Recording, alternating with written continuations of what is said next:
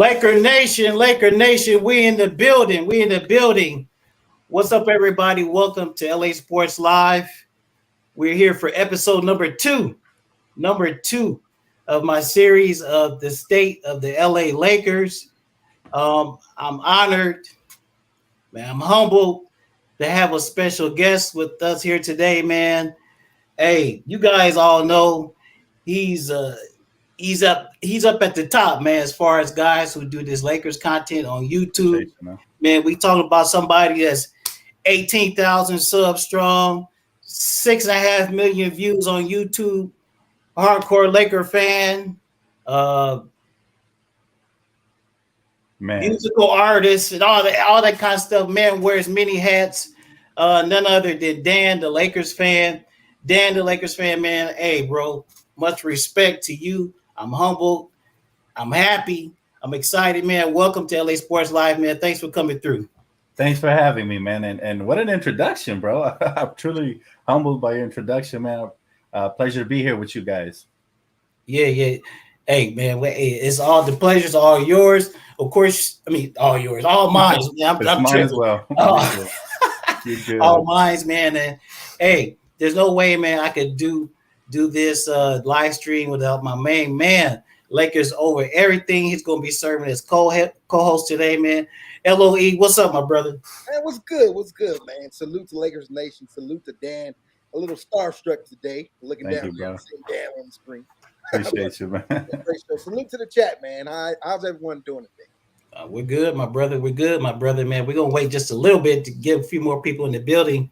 You know, I never, man, like I started this channel it's been almost about 2 years. I started the summer that we were going to, the whole talk was LeBron was here. It was the second year. We traded for AD, and then we're on Kawhi watch. And I was like, man, the Lakers are going to be good. The Lakers are going to be good, and I got to talk about it. So I said, man, let me start a channel. And thank goodness I did, because we saw what happened that year. LeBron and AD, they led us back to the top. As I predicted, they led us back to the top, man. And hey, man, you guys, maybe later, I'll send you the link. When they won the championship, man, I did a video. I was going crazy. I was drunk. And hey, man, it just blew my mind. But like I was saying, I never thought I'd be having people wanting to watch me on YouTube. I never thought I'd be getting support on YouTube. I never thought I'd be speaking on the same live stream with the one and only DTLF, man. So, like I said, brother, totally humble. And hey, let's just go ahead, man. We got you. Hey, you roll deep, Dan. We already got 100 people in here, man. I appreciate it. Shout out to Laker Nation. Shout out to Laker Nation. What's up, Laker Nation? Let me look at the comments. Appreciate LOE, man, for helping me with the promotion, man. Let's go ahead and get it, bro. I don't like to mess around, man. I want to get straight to it, man. So, Dan, 2021, bro, that was kind of a tough one. I mean, for all of us, real Laker fans, man, real passionate Laker fans, like all of us here, man, we hardcore, bro. We hardcore. We ride or die. But that was a tough one, man.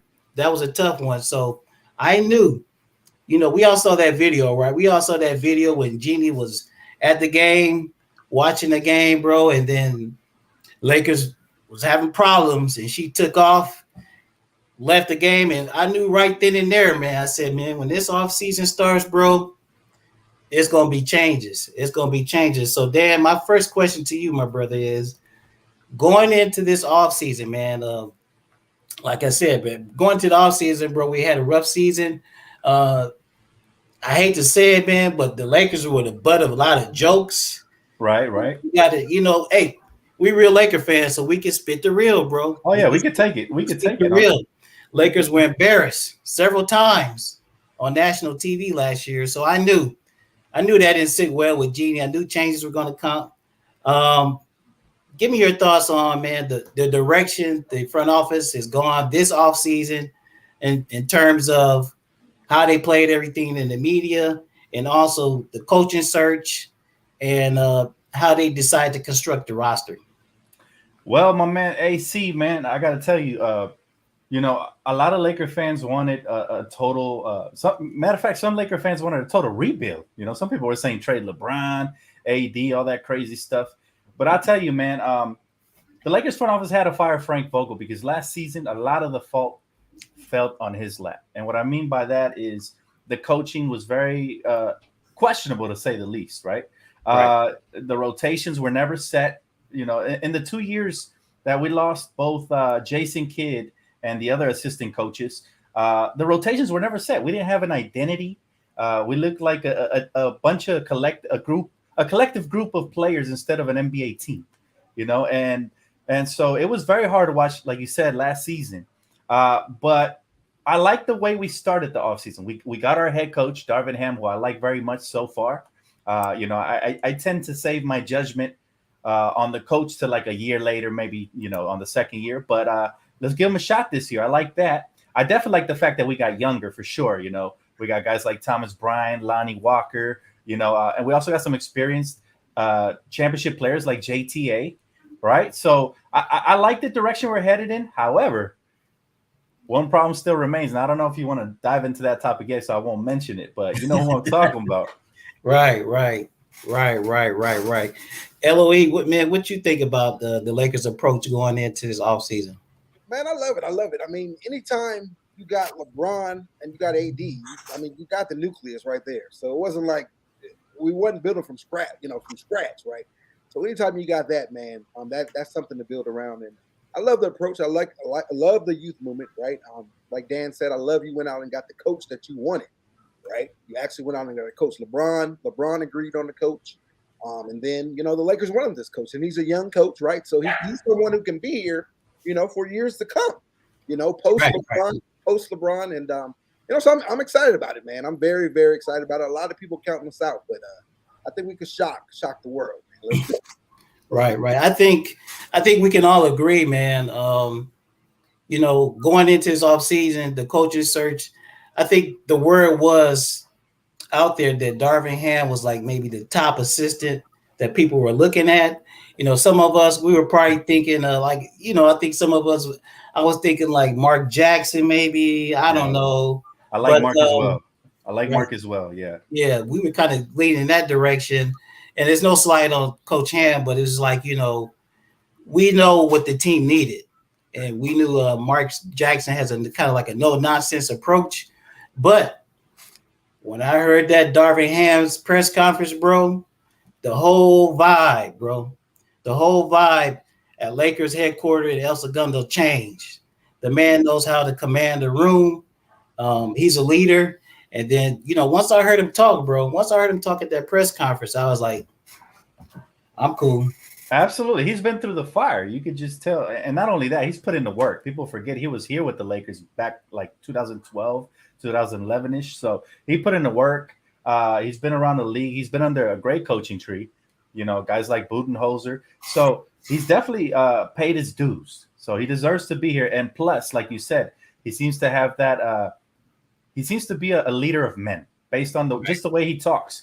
You could just tell that he knows what he's talking about. He knows the X's and O's, and hopefully he can command that locker room because that's something we lacked last year. You know, we had, you know, who we had talking smack in the post game conferences, talking about, you know, he doesn't expect to win and all this nonsense that us, you know, OGs, you know, we know when you come to LA, that is the expectation. No matter who you are, man. It don't matter if you're Dennis Schroeder or Russell Westbrook. Right, you expected to win the moment you land. We don't care about what you did before you got here.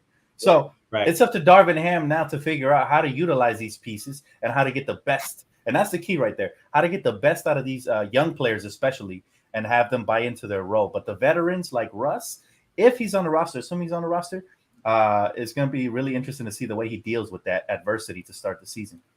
Yeah. Go ahead, LOE. All right, so I guess let's move on to the next question. So, okay, obviously, the team decided to take a complete 180 from last year. You know, last year, AARP, Team AARP, all that stuff. And Dan, I know you hinted at it, the youth movement. But speaking of these young guys, who's some of the younger guys that you're most excited to see and that you feel could bring the most production? And what's some of that production you expect to see from those guys? Great question, man. I like that. I was very excited. My favorite acquisition this offseason was Thomas Bryant. because here's a young guy, he's a center who can potentially space the floor for us. Now, you know how it goes. A lot of times we get these supposed shooters that come by and they get a little stage fright. I mean, this is different when you play for the Lakers. But I definitely like the way he plays with a lot of heart, man. He plays extremely hard at all times. He's a player that can impact the game without having the ball in his hands, so he can basically make a living off of garbage buckets and stuff like that, second chance points. He's somebody I look forward to if he's healthy. Another one's Lonnie Walker. I think he was a very underrated acquisition this offseason. People don't talk enough about Lonnie Walker. Last year, people weren't really talking about Malik Monk, and he's somebody that I had underlined before we acquired him that whoever got him and gave him a chance was going to, reap the rewards. And sure enough, he went off. So, keep an eye out for Lonnie Walker, obviously. And then the veteran leadership of like Juan Toscano Anderson, somebody who he's been on championship team. He's somebody who doesn't need a lot of minutes to make an impact, similar to what Jared Dudley did, right?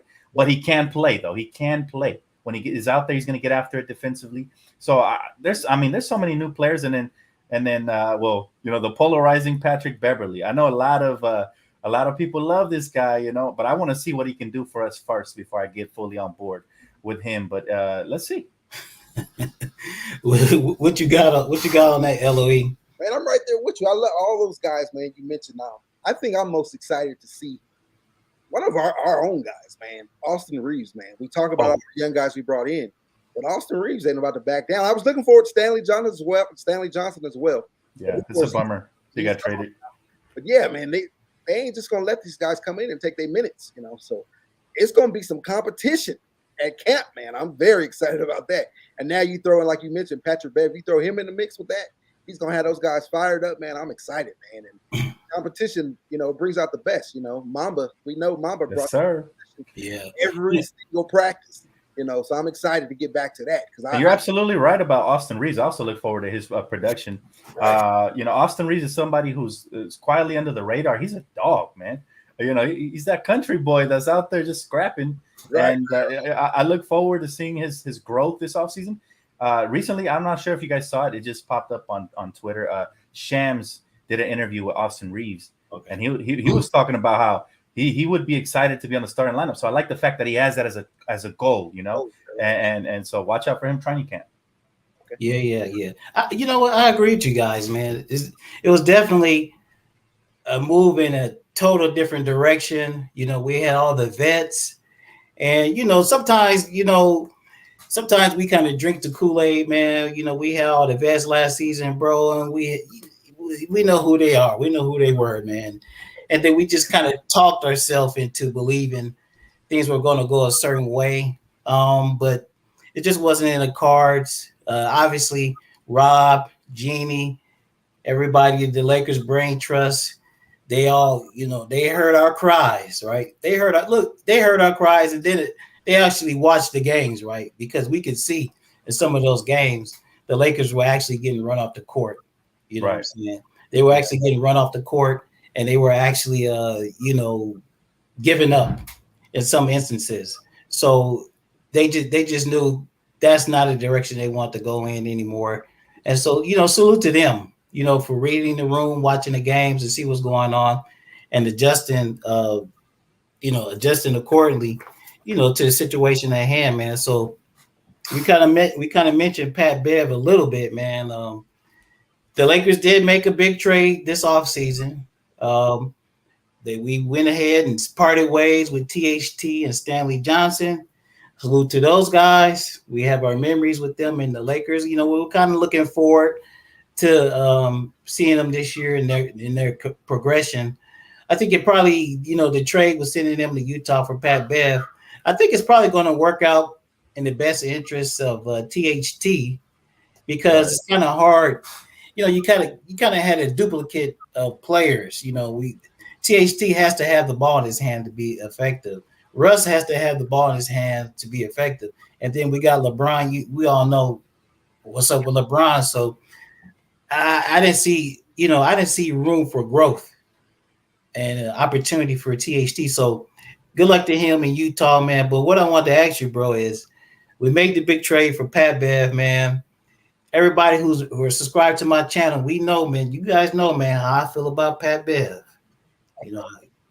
You guys know, but he's a Laker, man. He's wearing the purple and gold. If I can accept Karl Malone and GP, I definitely can accept Pat Beverly, man. Tell You me know about what? it.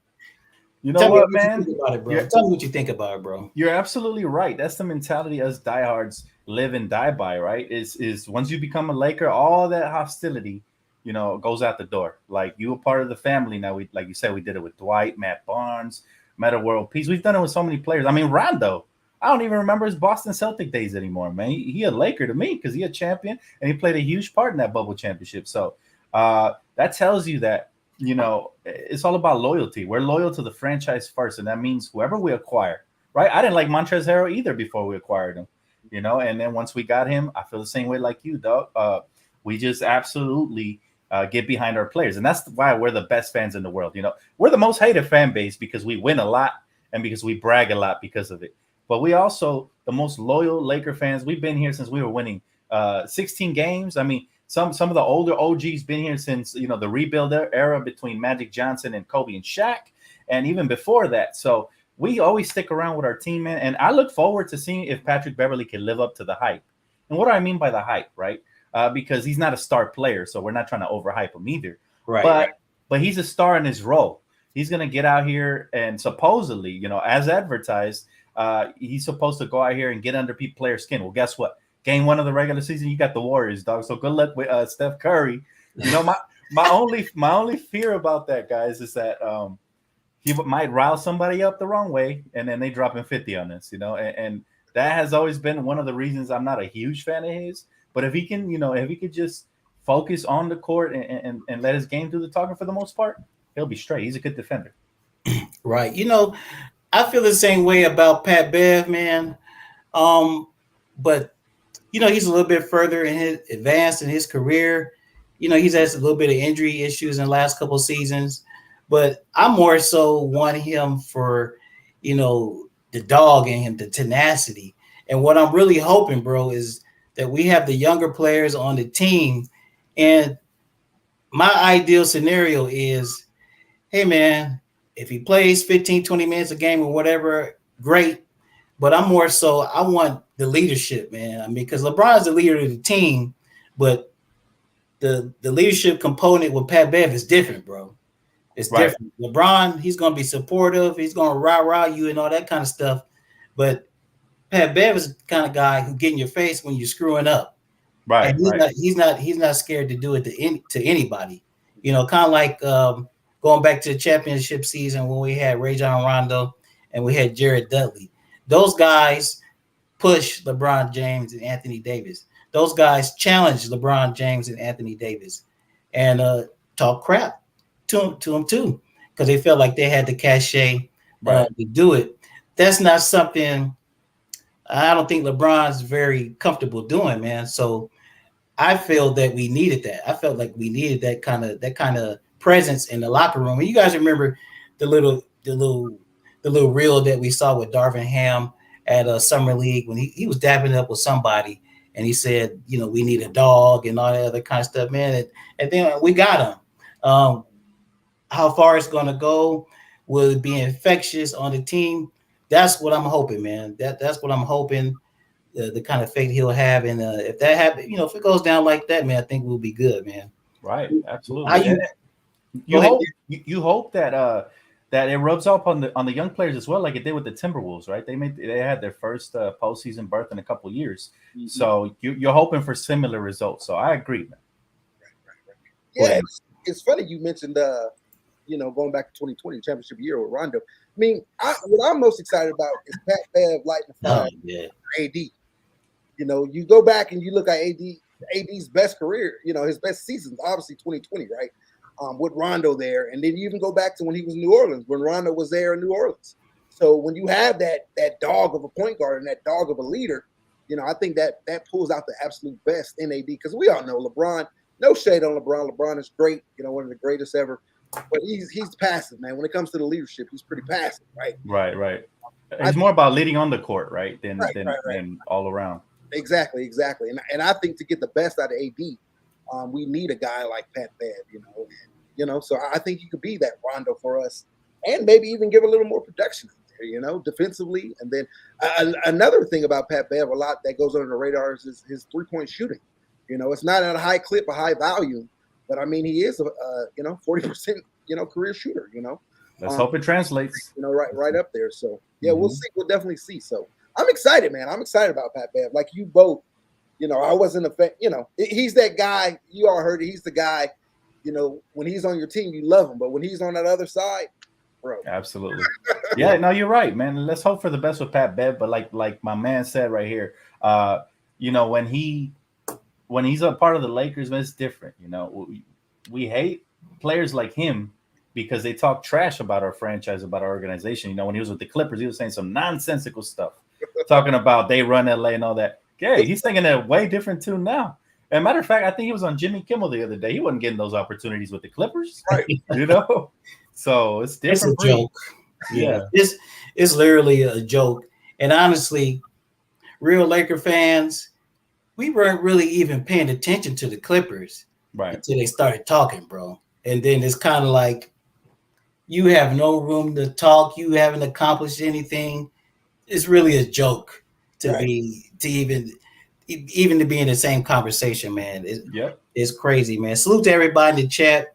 We got the Kareem Report, great Laker content creator. He's in the in the chat. We got my man SM in the chat. Salute to you.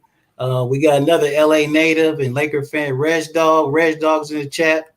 I know we got Humble Sports in the chat. Dan, I know we have a whole bunch of your followers in the chat, man. So I really appreciate the love. I really appreciate you guys coming through, man. It means a lot to me, man. I'm truly honored. Let's move on. And definitely hit that like button and subscribe to my man's right. He does a great job, man. He knows what he's talking about. Both of them do. So shout out to them as well. Right. All right, now let's get to the elephant in the room, baby. Number 0, Russell Westbrook. So Dan, obviously we had, we came in with big expectations. We knew that expiring contract, so we knew we had to move Russ, right?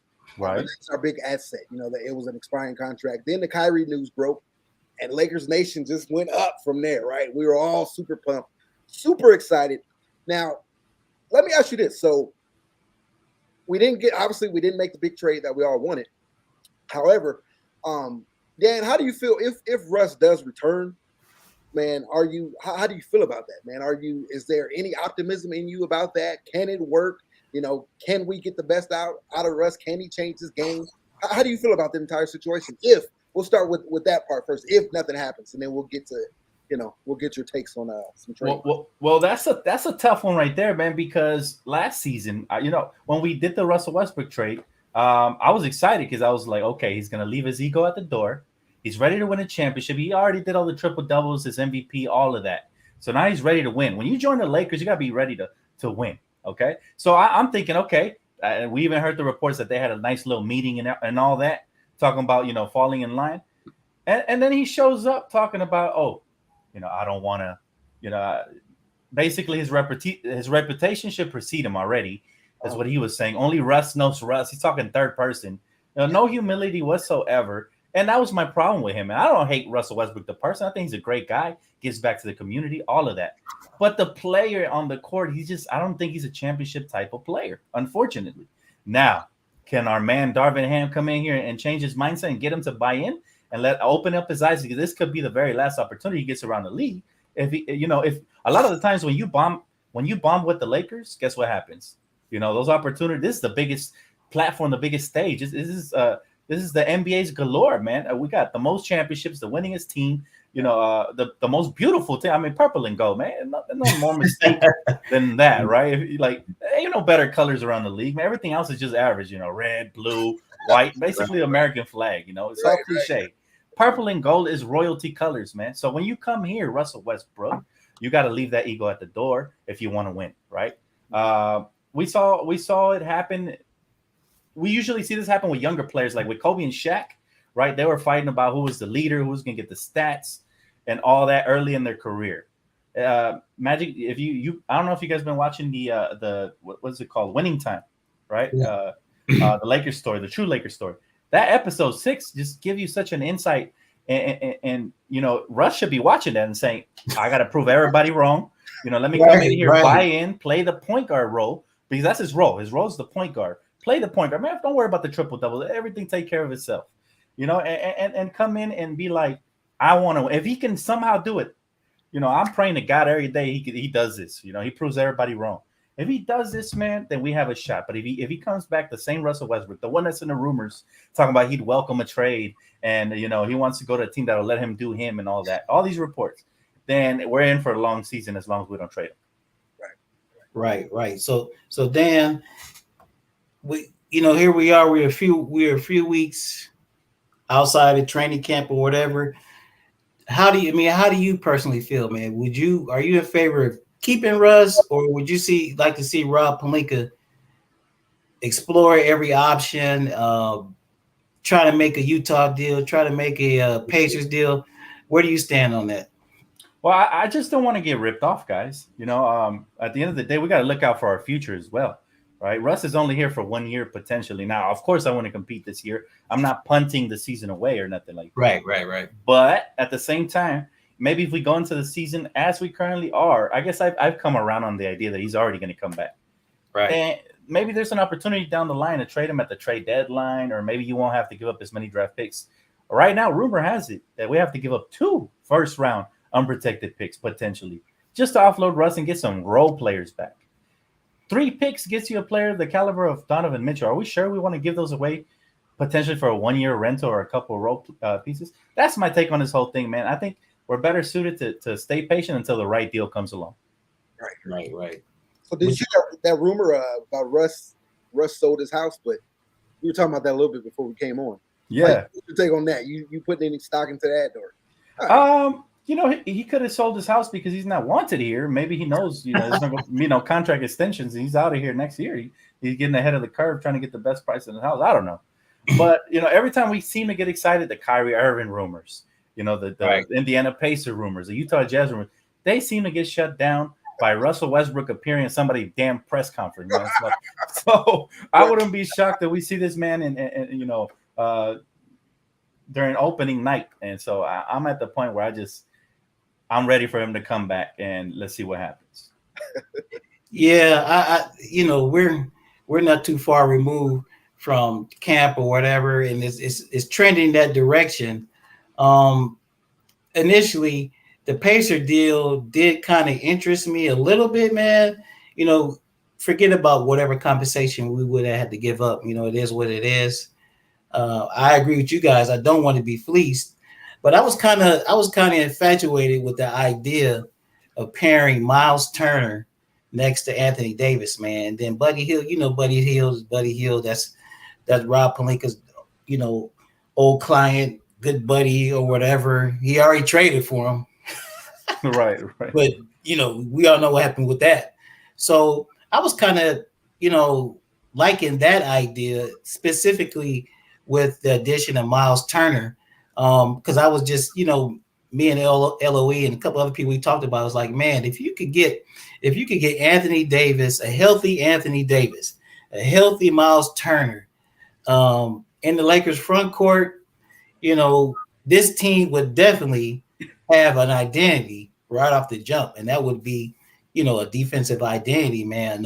A no fly zone, if you will, man. Did you even consider that trade, or did you ever think about that? Oh yeah, man. On my channel, we jumped on every single trade scenario, man. We basically dissected the whole thing from the Indiana Pacers to the Utah Jazz, of course, the Brooklyn trade scenarios. The Indiana Pacers one, like you said, is very intriguing because I'm a big fan of Miles Turner. I think he's very underrated. Obviously, he plays for the Pacers. Can you imagine a tandem of him and AD with a LeBron front court? That's some good size and versatility right there. And then, they could both help each other on the weak side, blocking shots left and right, man. It would be a block party over here. But a first-round pick unprotected is probably not the answer because he did have some injury concerns last season, right? I think he fractured his foot. And for a big man, sometimes it takes longer to recover or it can get re-aggravated. So that's dangerous in itself. The max I would be willing to give up for him would be a protected first-round pick, and that would be top 14 protected. Because, the Lakers make a living off of late first or second round picks anyway. Right. So how bad could it hurt to give a mid to late first round pick, right? As far as Buddy Hield, he's a high volume shooter. He's somebody who he's put up the numbers and the stats, and he shoots close to 40% every year so far, which looks good on paper. But again, what happens when they come here to LA? Right, a lot of the times that those percentages don't look so hot, and then playing alongside LeBron James and AD could be beneficial, but it could also be hurtful because he won't get the same amount of shots. And some players, like the J.R. Smiths of the world, players like that, they need more shots to heat up, sometimes. So right. It's I'm more on the fence with Buddy Hield, but I would have loved Miles Turner. Nice. Right, yeah. And the Utah situation, man, I really wasn't feeling that, bro, because I know, well, at least I believe the Lakers, their mindset moving forward is try to keep the books clear, past 2023. So just pretty much every trade scenario that we saw with the Jazz was going to be a situation where the Lakers were taking players back with extra years on their contract. Right. And, I didn't see it. I wasn't really interested in any of those players. I didn't really see any real impactful players. I mean, you had a couple of good young players on Utah. A lot of people, but there was a report that came out the other day that Vanderbilt is a sticking point in this trade. Of course, that's just a rumor, but I'm like,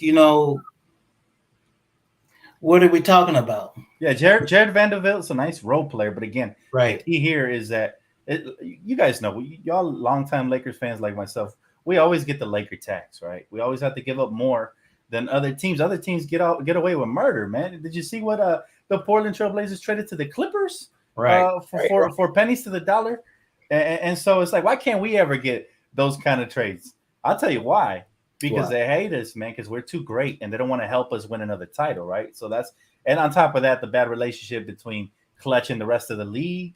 And then you compound that with adding Rob Pelinka, an agent that a lot of, reportedly a lot of teams didn't like. So we are currently the most hated team in the league, and not just viewed by the fans, but by the association. So I think as far as, making trades, I think the Lakers know this, and they're trying to be patient. Other teams aren't going to help unless they can help themselves out. As you see with the THC deal, I really think up front, right, when you first make the deal, you can never really tell who won these trades till a year later, 2 years later. But up front, it looks like the Jazz won, right? Right. Danny Ainge is sitting there talking about, we weren't going to play Patrick Beverley anyways, and we get a young, hungry Stanley Johnson, and we get a young 21-year-old talented player in THC. Who, if you put the ball in his hands, like you mentioned earlier, can be very impactful. Matter of fact, I think Frank Vogel played him out of position. That's why he struggled last season, similar to how Luke Walton was playing young players out of position when he was here and they didn't develop. So if you put him at the point guard or the shooting guard, I think that's where he really thrives, right? Because the ball will be in his hands more. And he's actually a decent playmaker. Last year, there were a couple games when we were injured, we had more than 10 assists. So, yeah, man, to answer your question, basically, the Lakers got to sit and wait till something fair comes along. When it does, Yeah. I think they pretty much just kind of put their foot down. Like you said, the Laker tax is real. And especially when the rumors came out of the specifics of the Pacers deal, man, how they tried to do us. They wanted the picks, and then they wanted us to take a bad contract on top of that. It's like, come on, bro. Where do you get off trying to send a deal like that to the LA Lakers, man? That's just kind of ridiculous. But I'm glad to see Rob stand on his square and not panic. You know what I'm saying? Not make a bad trade, like you said, that could possibly hurt us in the long run. Let's go to chat. Dave Munoz writes, "Hey guys, seems like Russ is most likely not going to be traded. What do you think is the most realistic way for Coach Ham to use?" I guess he's talking about Russ, bearing in mind his mentality. Dan, you're the resident hooper. What what advice would you give, man, Darvin Ham, to as far as his usage of Russell Westbrook? I hear a lot of people talking about Russ has got to go to the bench. Um, That part. what do you think, Dan? This is what I think, man. Russell Westbrook, just like we talked about THT, also thrives with the ball in his hands, right? He's not an off-ball player. He's not somebody who's going to spot up in the corner and shoot threes like they want to turn him into. So where can he actually do that? If you start thinking about the X's and O's, his best opportunity to do that would be off the bench where he's a primary ball handler, right? I would listen. If I'm Darvin Ham, you got to live by what you preach it. And in his press conference, he talked about facts over feelings, right? So, but the fact of the matter here is that Russell Westbrook no longer has the same explosion, right? He's no longer the same impactful player he was in OKC. So he has to start acting like that. And this is always a hard part in the NBA. As star players start to decline, they have to take lesser roles. We saw with Allen Iverson, who unfortunately ended out of the league because he didn't want to accept the lesser role. Similar thing can happen with Russ. We saw with Carmelo Anthony, who was he was blackballed for a couple of years. And I'm like, Carmelo can still help a team somewhere, bring him back. Same thing can happen for Russ. So if I'm Darvin Ham, you command the locker room by making the tough decisions. If Kendrick Nunn or Lonnie Walker or Patrick Beverley outplays Russell Westbrook in the starting lineup with the starting unit, and they seem like they have more cohesion in training camp and preseason, then you have to start those guys. That way, not only do you earn the respect of a Russell Westbrook, hopefully, eventually, but you also, the rest of the locker will be like, okay, this is our guy. He was able to bench Russ, whether he liked it or not. And, so it all depends on how Russ performs in training camp and preseason. If he looks disinterested and all that, he might have to turn into the water boy, man, if I'm coach.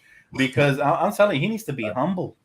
And this is the year to do that, in my opinion. If not, God forbid it, but he might be out the league sooner than we think. Right. LOE, any chance you think Russ is gonna submit to to coming off the bench, bro? What do you think, man? Bro, it's tough. But even with that, like, you can do it where you can ceremoniously start Russ, right? He's in the starting lineup, and then you pull him out after a few minutes. A lot of us wanted us to see Vogel do that, but he really didn't go to that last year. Because I understand if you move him straight to the bench, especially to start the season, you're going to have a lot of, the media attention is going to be crazy, man. And you're going to go in with a lot of unwanted, attention. So even if you just do it, you start him, pull him out in 2 minutes, 2 minutes in, and then, he goes back in when Russ. I totally agree with Dan. It's best to let him have the ball in his hand, but do it with that second unit. And then you got those younger guys on that second unit, so they could probably run a little bit, something they couldn't do last year. Last year the team just wasn't built for Russ to do that. You take out AD and LeBron, Melo ain't running like that. Right. Andrew Jordan, Dwight Howard, them cats ain't running like that. So I want to hope. I'm going to be optimistic. I'm going to say this: when's camp? The 27th. Yeah. 6. Yeah. I'm gonna be checking Twitter, looking for a Woj bomb all the way up to 12:01. Come to it's September 26th, hoping for a trade. But as soon as Russ is here, man, we're gonna be all aboard. We're gonna be fully optimistic. The fact that like Dan just mentioned, hopefully he can go back and look at AI and look at Melo. Hopefully Melo talked to him a little bit, on his way out, and told him, man, look, you're gonna have to do this. If you want to prolong yourself in the league, you're going to have to accept this role and, do what you need to do because, man, all eyes, if this was in Indiana or somewhere, then it's different. But as Dan mentioned earlier, all eyes are on LA, man. Not only do you have LeBron James, but even bigger than that, it's the Los Angeles Lakers, So Absolutely, yeah. I'm hoping that he can avenge himself this year. I'm going to be optimistic with it. He does have a lot of respect for Darvin Ham. Something he didn't have for Frank Vogel from off rip, right? You remember Russ talking about, I sent him a bottle of wine and champagne and whatever, some cake and some edibles or whatever he sent him for his anniversary, and the man just didn't like it. Like, come on, bro. So I'm hoping Darvin Ham, they'll have a solid connection, and that'll help Russ change a little bit, man. But this, like Dan said, this could be his final opportunity, man. I mean, he's a hometown guy from LA, so we're gonna pull for our guys, but at the end of the day, it's hey, you see the name of the channel, Lakers over everything, Yes, sir. Lakers over Russell Westbrook, Lakers over LeBron James. If it ain't working, then hey, man, we gotta ship you all out, man, because we had a lot of them before y'all came, and we're gonna have more when y'all. Right. For sure. And that's not just talk, that's facts. Right. And that's just the way it is with Laker Nation. Go ahead, LE. You had a question? Oh yeah, Dan. So I want to ask. So it's looking like it's trending. Even you mentioned it, that we'll probably bring in Russ, keep Russ. So if that's the case, what would be your starting five and your rotations, man? How would that look if you're Coach Darvin Ham? What you putting out there? Great question, man. You know what? I'm starting off with defense, and I'm putting guys out there that who can defend. So my starting lineup would be Patrick Beverley, Austin Reeves, LeBron James, Anthony Davis, and Thomas Bryant. And then the bench, you can kind of mix it up. Depends who's meshing well with who. But off the bench, I probably have Russell Westbrook run the point, Kendrick Nunn the combo guard. I know I'm going to leave somebody out here, but let's see. I probably have Juan Toscano or Troy Brown, whoever's playing better, run some three there. And then what you have at the 4, probably Wenyen Gabriel. And at the 5, we got Damian Jones. So that's probably what my rotation would look like, simply because I would prioritize defense first. And I want to listen to your point, bro. You made a great point. That would be a great idea if they start Russell Westbrook and like you said, ceremoniously, start taking away the minutes little by little till he eventually ends up on the bench. However, wouldn't it be better, in my opinion, to like start that from the beginning? Quiet all that noise at the start, and then later on we can get to straight hoops, which is when it really matters, when everybody plays hard, down the stretch of the final third of the NBA. So I would rather just get it out the way early. If he's going to do it, then some way midway through the season, create a bigger distraction for the team who may or may not be struggling at the time. So I like that. I like that start lineup, man. That quarter of Pat Bev and Reeves, and I like that a lot defensively, because I believe Austin Reeves is going to take a major jump, man. We talked about it a little bit earlier when we first got on. When we talked about the guys we're most excited about it. I think all three of us agreed. Lonnie, JTA and Troy Brown, but don't forget TB, but don't forget Austin Reeves, man. Don't forget Austin Reeves. So I'm very excited, very excited to see him, and I actually like that starting lineup a lot. The thing is, it's going to be competition in come camp time, So you're going to put you love it, of course. You love it, yeah. We need that competition, and we need coach to reward whoever's playing the best. Not, he needs to live up to what he said, right? Right. Yeah. You know what, guys? I remember going back to the championship year. Remember, we were getting the reports out of training camp. Oh, the Lakers, so and so and so and so. They were doing great. Remember, the reports were about Avery Bradley. How Avery Bradley was being a ball hawk and couldn't nobody score on him on all that kind of stuff. Then we got another report in training camp about the Lakers have a death lineup with Dwight. Yeah, I can't remember, but it was like, man, I was pumped up. I was excited, bro. And a big part of our success and a big part of those lineups was our size and the defense, man. And I was really happy. I agree with you guys starting lineups, man. We don't have time to waste on nobody's egos. You got to be on the same page, bro, from the beginning. I got a low tolerance for this right now. LeBron's going to be 38 in about 2 months. We got, AD is healthy. So we got to ride that pony as long as we can, man. So I don't have time. Lakers don't have time to waste stroking nobody's ego. Right. So whatever happens, at training camp, whatever happens in the competitions or whatever, if Russ ends up in the starting, man, it ain't about no respect.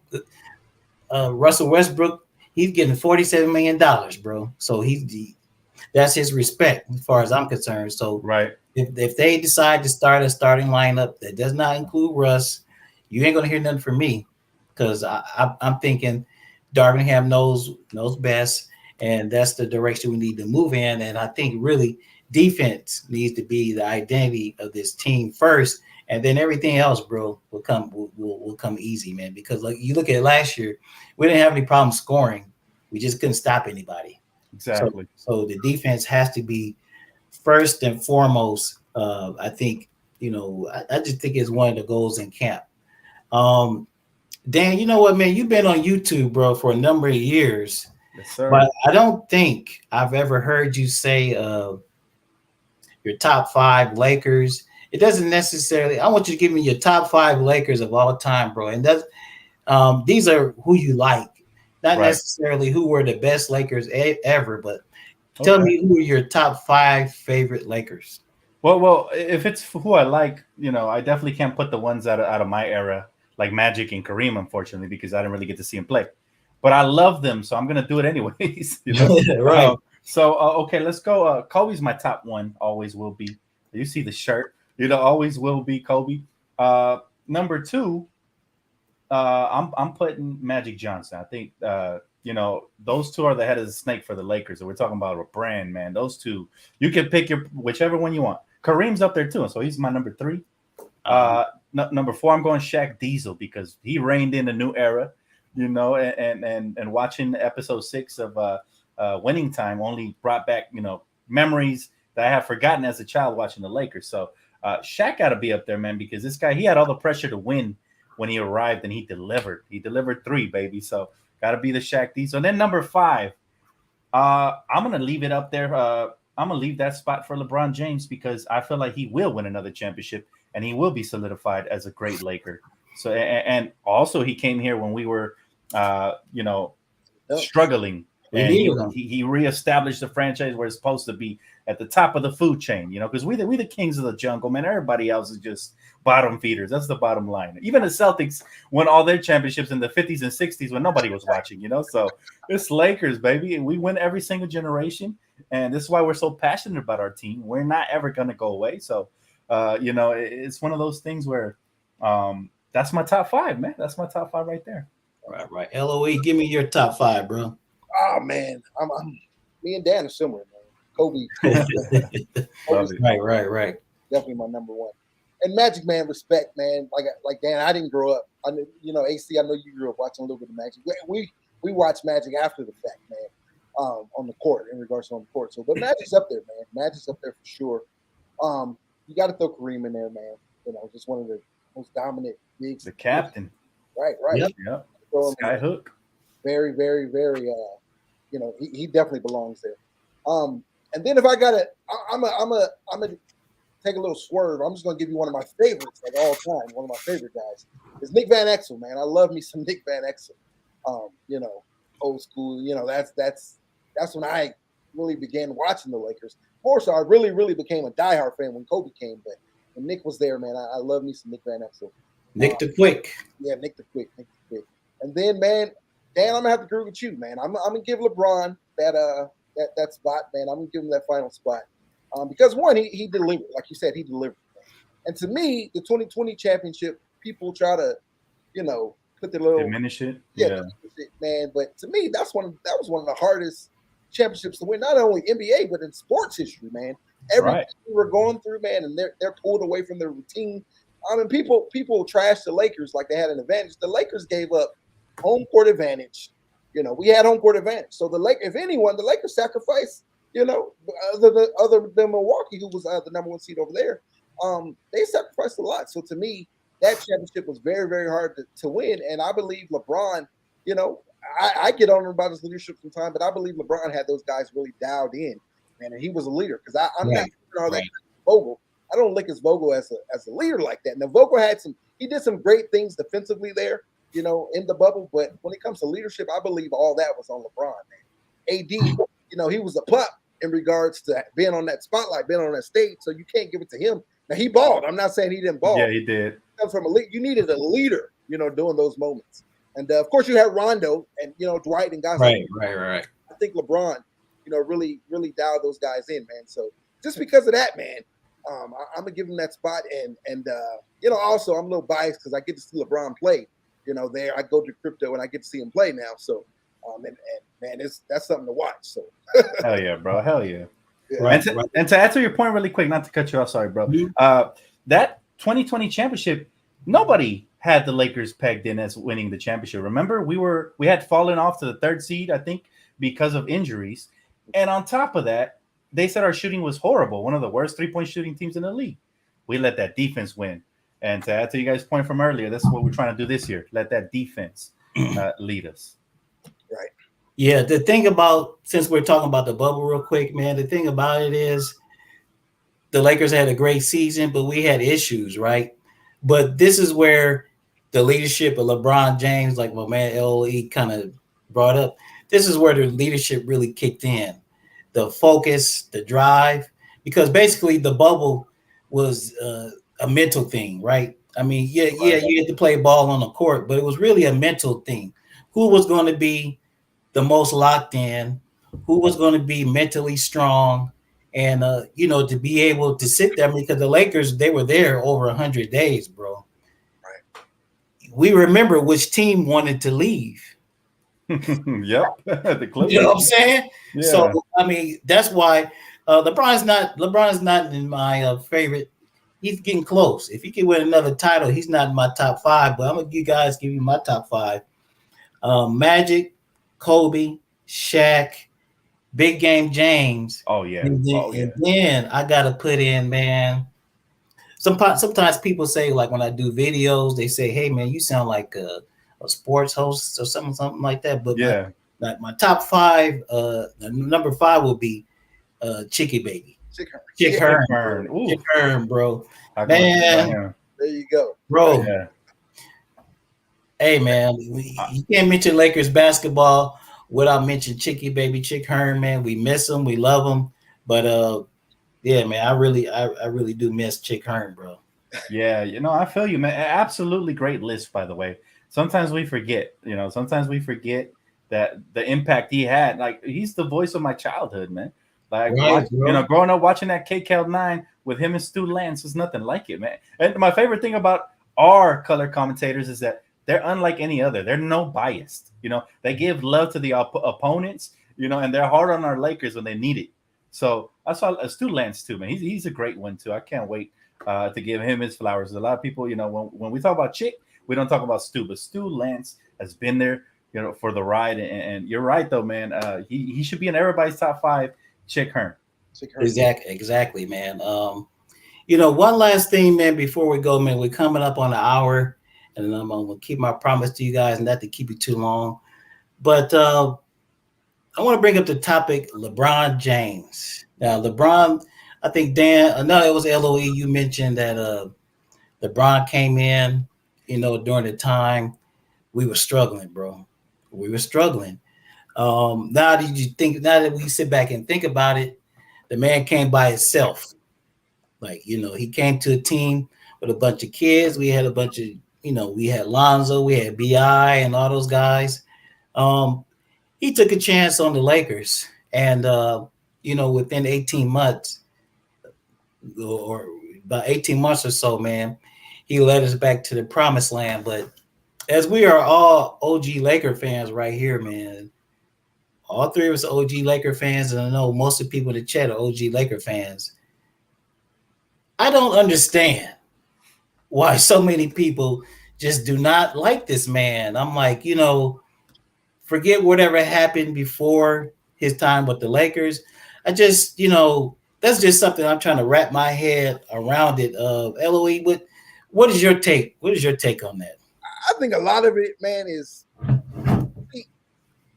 I'm a Kobe fan, and obviously LA, you got a lot of Kobe fans, and for some reason they just when LeBron came, it was, oh, he ain't Kobe, me personally, I never expected the man. Because Kobe gave us 20 years of blood, sweat, and tears. We're not going to get that from LeBron. No way, no how, right? Just because of the age aspect of it. So I think a lot of it, in regards to LA fans, was that they think that and it's the same thing with Jordan, right? A lot of those Jordan guys, they knock LeBron, because he's not Michael Jordan. I can respect guys for being who they are, just like the three of us. I'm Marcel, that's Dan, that's AC. That don't mean that we got to bump heads. No, we're each individuals and we're great in our own ways. So me personally, I'm able to respect each guy for who they are. Even me being a diehard Kobe's my favorite athlete, not just basketball player, my favorite athlete. And I play football, and I try to mimic Kobe on the football field, change my numbers and all. But so a lot of it is that, and then it's just, I mean, I don't know, because the man, you look at the man, he don't have any scandals. all the stuff he does, the positive things he does. Great guy. For the opening the schools and all that stuff, and he backs it all up on the basketball court as well. I mean, the man's about to pass, and that's something to look forward to this year. The man's about to be an all-time scorer. He's about to be number one on all-time scoring. So and he's going to do it in a Lakers uniform, by the way. So salute to that. Yes. I don't. It blows my mind, man. It boggles my mind. I don't understand it. I don't get it. I don't know. Even though he delivered a championship here, people some LA fans still don't like him. So, I don't know, Dan. What's your take on it? Man, I'm glad you guys asked me this question because I have the answer, man. I understand exactly why people hate on LeBron James, and I know exactly what group of people are the ones who hate on LeBron James. Now, like you mentioned, we're old school Laker fans. We grew up in the era of you love your team, ride or die, man. It's a new era, bro. This era right here is a player fan era. All right. And what it is if said player, is going against your favorite player legacy, you're not going to like him. All right. This is a simple mindset that people shouldn't have. You should be able to respect greatness because you enjoy basketball a lot more that way, whether he's on your team or not. There's players I hate. I hate the Clippers, but I respect Kawhi Leonard. I always said it. He's a great player. He's the only one I respect from that whole organization. Even though I hate his team and the things he did here at the 12th hour to try to throw the Lakers off when we were trying to acquire him, right? I don't respect that. But his talent, he's great. He's one of the greatest we've ever seen two-way players, and he's going to go down as that, winning championships for multiple teams. You have to learn to appreciate greatness for what it is because when it's gone, you're going to hear all these same people that were hating on LeBron James, just like they did with Kobe Bryant, start showing love. And it's too little too late because we know who you are, haters. We know who you are. We see y'all tweets and y'all messages, man. And we don't accept y'all apology once they retire from the game and step away. So just appreciate basketball for what it is, man. And that's why it's always team first for me. Right. Well, hey guys, look, I appreciate it, man. I feel honored. It was a great. We had a great time this past hour, man. I'm sitting here talking to two OG Laker fans, bro. Two guys who are gonna ride or die with the Lakers. You know what I'm saying? Two guys who are gonna tell them, when they tripping. That's right. You know what I'm saying? But then, when they do something good, of course, giving their flowers, man. Dan, the Lakers fan, man, I appreciate it, brother. I can't say it enough, man. My man, LOE, I appreciate it. Before we go, we're going to have like one more edition of the State of the Lakers. I'm not for sure who the guest is going to be. Then after that, man, what I'm going to do is have the Lakers roundtable. And so this will probably be right after camp. So after we hear all the rumors and we get an idea of who's going to start or whatever, hopefully everybody is injury free or whatever, not like last season. And then I want to bring everybody back, man. I want to bring everybody back for the Lakers roundtable. Then we could do our predictions. Maybe by that time, maybe it might have been a trade. Maybe Melo may have been added as the 14th guy. Like it happened. So that's why, man, if the schedules meet up, I want to bring all you guys back, and then we can chop it up one last time. Then after that, we're gonna be off to another great season for the LA Lakers. I believe it's gonna be a championship season. The season that we thought we were gonna have last season, bro, we're gonna have it this year, bro. Wow, hey, you would be a basketball savant if you predict a championship this year, man, and it happens. I'd love for it to happen, though. Great. I'm speaking from a fan's perspective. That's right. so I'm allowed a little bit of leeway right now. I love it. But once again, LOE, thanks again, my brother, man. Much love. Wakanda forever. Thanks, Dan. Man. Salute to you guys. Subscribe to this channel, man. Definitely, everybody show love. For sure. Everybody who came through to see Dan, everybody in chat, I appreciate you guys. Everybody who came from the promotion that LOE did, man, I appreciate you guys. Salute. We got it down in the crawler. You guys make sure you subscribe to LA Sports Live. Make sure you subscribe to Dan the Lakers fan, and make sure you subscribe to LOE Lakers over everything for the best Laker content out there. Salute to you guys. We're going to end this stream. Peace. You guys have a good evening. And like I always say, I'm out of here. I'll wrap with y'all later. Somebody hit that outro for me, please.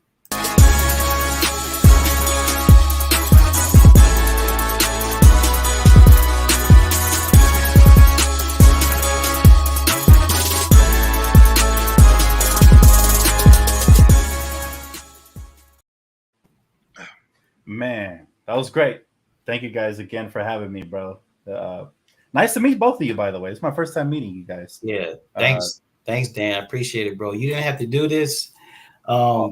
This is pleasure. YouTube. This is YouTube. I know to a certain extent we do it out of the love for the Lakers, but also, we all got monetary concerns as well, man. And I just want to thank you, bro, because a lot of people don't realize doing guest appearances and collabs and all that stuff, man. That's building your brand, protecting your brand, and all that kind of stuff. I understand it, so I just wanted to let you know I appreciate you, bro. Both of you guys, I'm aware of it, and I know you didn't have to do it, so I just want to let you guys know, man, it's all love on this end, and you ain't gonna never hear no hate from me on about any other Laker channel. It just ain't never gonna happen, bro. I can already tell you guys are really awesome, man, and humble, and stay that way because it helps you grow and helps you connect with the people. Just keep it yourself. Stay true to yourself. That's what has helped my success. To be honest with you, I never imagined it would blow up this big. It started off as a hobby, and as of 2 years ago, I was able to quit my job and do this full time. So I thank you so much for the donation, bro. Like I said, you don't have to pay me for being on here, but any donation, anything helps. And thank you guys, man, for having me. It was a fun. You guys definitely.